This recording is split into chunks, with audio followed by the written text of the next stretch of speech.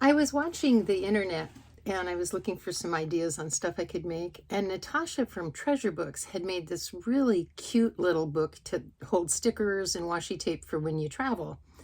And I thought it was really cute. And I thought, gosh, that'd be so cute for a swap. Hers was all clear. So this is my take on her book. Her book, she used one of these clamps, only she had a pretty one, to hold it shut. And on mine, I use one of these plastic snaps.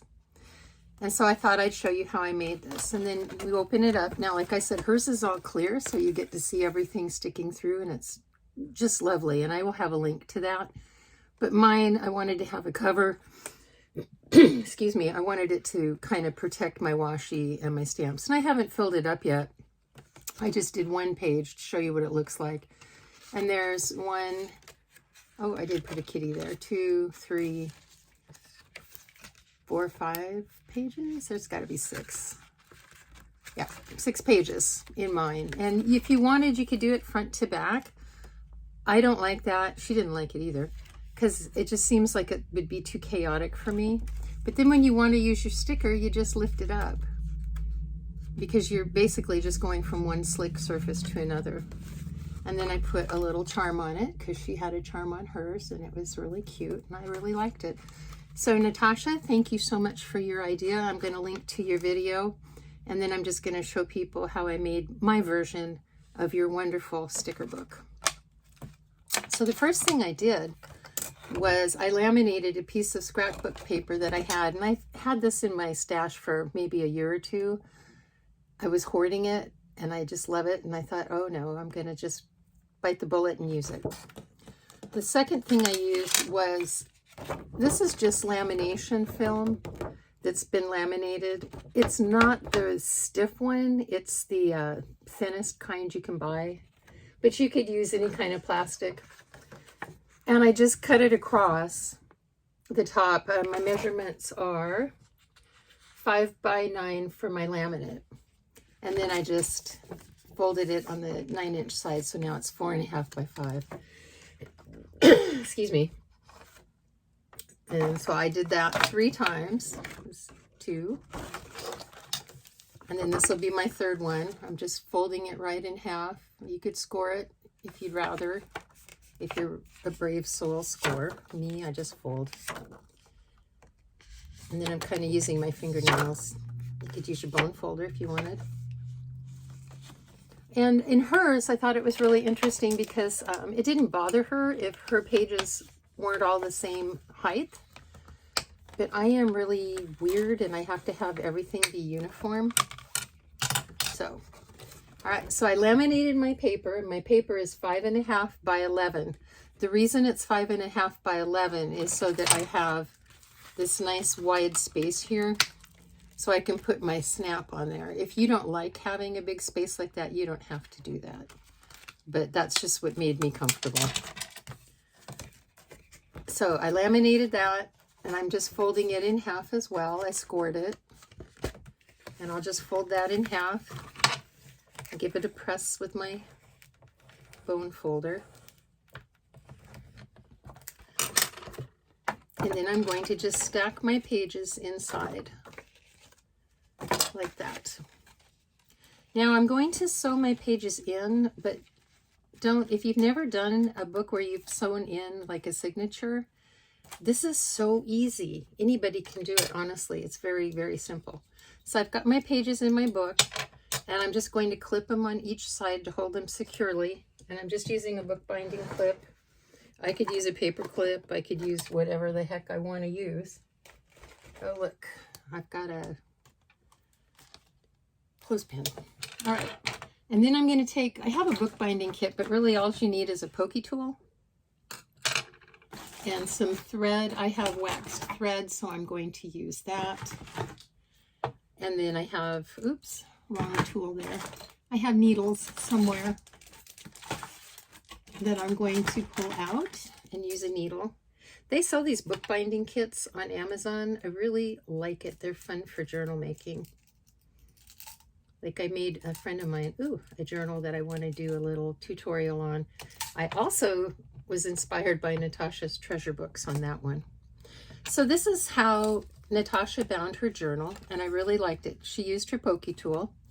She came in, eyeballed the middle, and just poked it straight through that center fold, coming right up. And then she poked it a little bit from the bottom, maybe a 1/2 inch, 3/4 of an inch from the bottom, whatever floats your boat. And she did that from the top as well.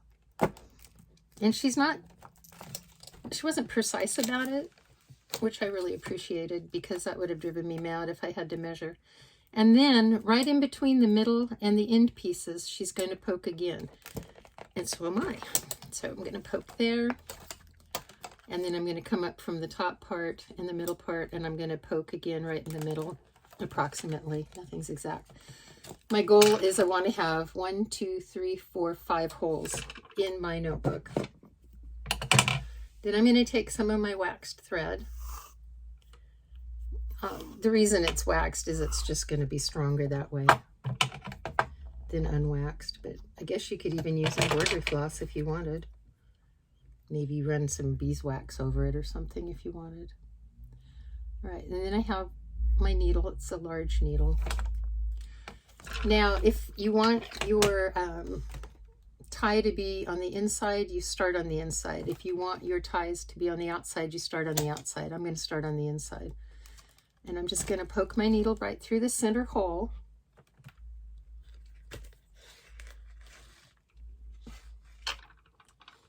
And I'm going to hold on to a piece of that. I'm going to come up through the hole right next to it.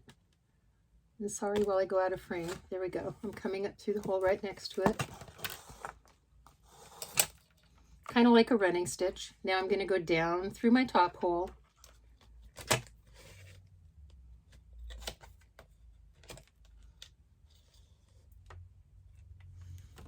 That's what I have. Then I'm going to come back through my second hole. I'm going to be careful that I do not split my thread. So I'm just going through that hole again, middle hole. I'm pulling it out. I'm pulling my thread taut, but not tight enough that I'm going to rip anything, but it's tight. Now I'm going to skip the middle hole and go down to the second to the last. I'm going to go through it, pull it out, then I'm going to go through the bottom hole,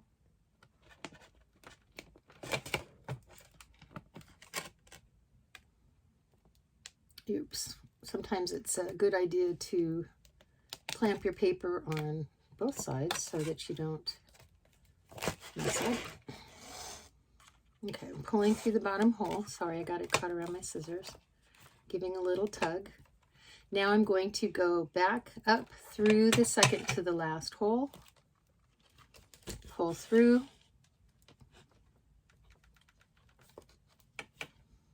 And then I'm going to go through that middle hole one last time.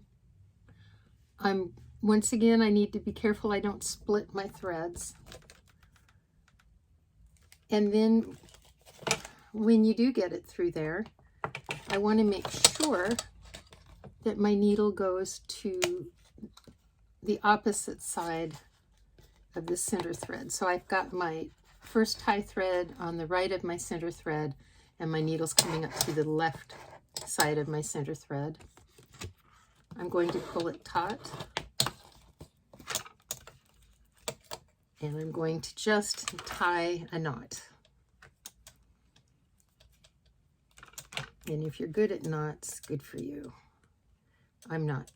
Now at this point, if you had nice long threads, you could actually tie a charm on to the ends of these, and they'd look so cute dangling there. I'm not going to do that though. I'm just going to cut my threads.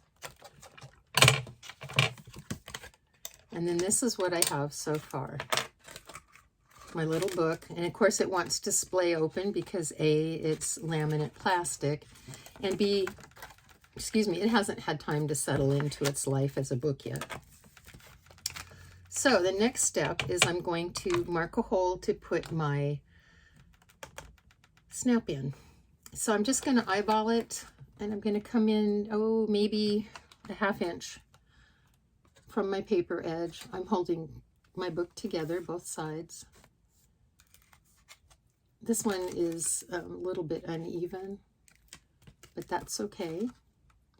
I'm just going to run my awl through it, make a hole, and then I'm going to take,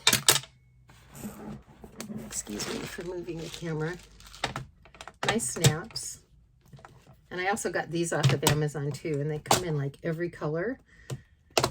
And so I had the perfect color to match this, which is cool. So I need a boy snap and a girl snap.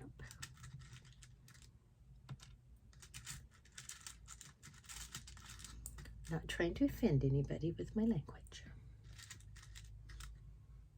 Okay, let's see if these are the correct snaps.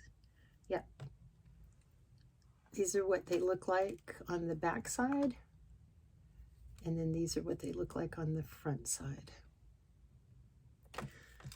And then they come with these little pin things. So you take the flat part of the pin, stick it through, and it doesn't matter which one of these goes first. Oops.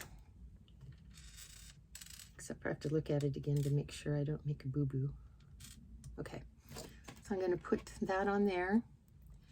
Squeeze it on with my fingers, and then I'm going to use this press, and I'm going to press down, making sure that my post is in the center. And then what it does is it flattens out the post and it holds the snap on. So now I'm going to do that on this side. Perhaps. Alrighty. I'm putting on my snap portion, pushing it in, and then I'm going to use my tool, making sure that my little part that's sticking up goes in a little recessed area, and pressing down. And I don't really have to press down too hard. And there you have it. I've made my book. And then you can just fill it up. Like I said, this one's a little bit off center, but I know my daughter won't mind. She'll forgive me. And then you can finish it off just by putting in a dangle. And the way you do that is you just open your book back up, making sure you have it facing the right way, putting a little hole right through. You want to come down so that you're in the paper, but you're not at the edge of the paper, and just make a little hole with your awl. And then what I did was I just attached a jump ring through that hole, and then I just lobster clawed a dangle on that. So I hope you've enjoyed this little tutorial. It was fun to make, and I really like this little book. I just can't wait to go somewhere and take it with me. And it'd also be great for a swap, I think. So thank you, and Natasha, thanks for the great idea. Bye.